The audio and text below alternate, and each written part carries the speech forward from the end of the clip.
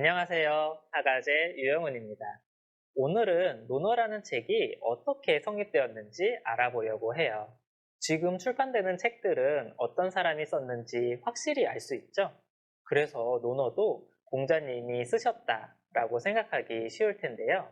앞서 말씀드린 것처럼 논어는 공자님과 제자들의 대화를 기록한 책이에요.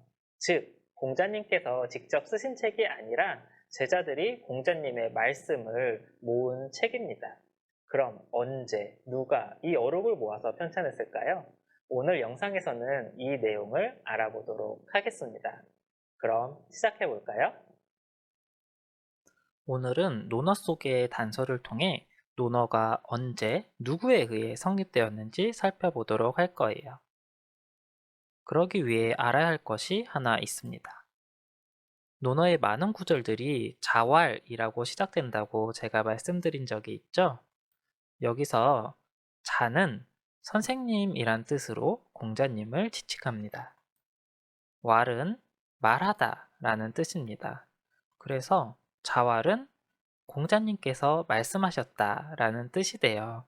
오늘 중요한 것은 이 자라는 글자가 선생님을 지칭하는 말로 쓰였다는 것입니다.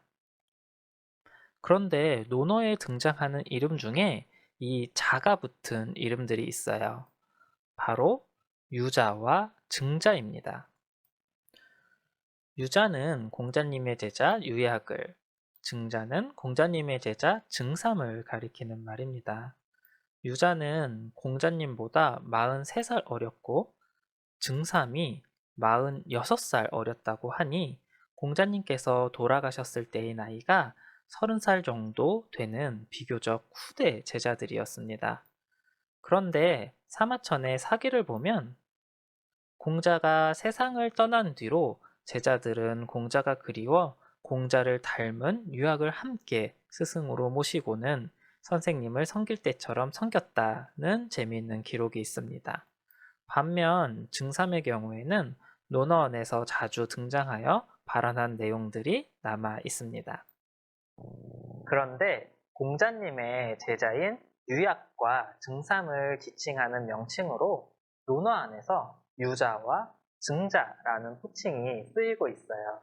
만일 공자님께 직접 배웠던 제자들이 공자님 사후 얼마 지나지 않아서 논어를 편찬했다면 유약과 증삼을 이렇게 부르지는 않았을 거예요. 젊은 제자 그룹이었던 유학과 증삼에게 선생님이라고 부를 만한 그룹이 생긴 이후에 유자나 증자라는 호칭이 쓰였을 겁니다. 즉, 공자님께서 직접 배운 1세대 그룹이 각각의 유파를 형성하여 스승이 된 후에 그 제자들이 논어를 편찬했을 확률이 높은 것이겠죠. 제가 유학이나 증삼에게 배우는 학생이었다면 논어를 편찬하게 되었을 때 직접 배운 선생님의 이름은 뒤에 자라는 글자를 붙여 유자, 증자라고 기록했을 것입니다. 그래서 보통 증삼의 제자 그룹이 주도적으로 논어를 편찬했을 것이라고 추측하는 경우가 많습니다. 유학의 경우 유자라고 존칭한 구절이 논어의 1작인 하기편에서만 3번 등장합니다. 하지만 논어 전편을 통틀어서는 유약이라고 언급되어 등장하는 구절이 안연편에서 한 번 있을 뿐입니다. 반면 증삼의 경우 논어 전편에 걸쳐서 호칭이 증자라고 통일되어 있고 14번이나 등장하고 있습니다.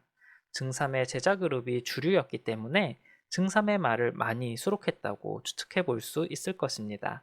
사례를 하나 볼까요? 공자께서 말씀하셨다. 삼아, 나의 돈은 하나로서 그것을 관통하고 있다. 증자께서 말씀하셨다. 예. 공자께서 나가시자 문인이 물었다. 무엇을 잃으신 것입니까? 증자께서 말씀하셨다. 선생님의 돈은 충서일 뿐이다. 논어 2인편에 있는 구절이고요. 여기서는 호칭에 주목해 주시기 바랍니다. 공자님께서 처음에 삼이라고 증삼의 이름을 부르고 있습니다. 지난 영상에서 명은 동양에서 부모, 스승, 임금 외에 다른 사람이 부르지 않는 것을 예의로 여기는 호칭이라고 했고요. 자는 성인이 되어 이름 대신 부를 수 있도록 부모나 스승이 지어주는 사회적 호칭이라고 했습니다. 참고로 중3의 자는 자여입니다.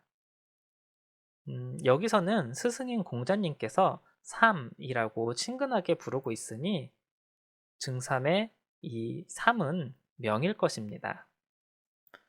어쨌든 이 구절에서 공자님은 중3에게 삼이라고 편하게 명을 부르고 있습니다.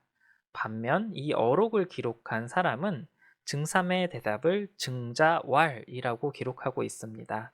중3을 선생님으로 높이는 호칭을 사용하고 있는 것이지요. 이를 볼 때 논어를 편찬한 그룹이 중3의 제자 그룹 세대라는 것을 추측해 볼 수 있는 것입니다. 네. 지금까지 논어가 언제, 누구에 의해서 편찬되었는지 알아보았어요.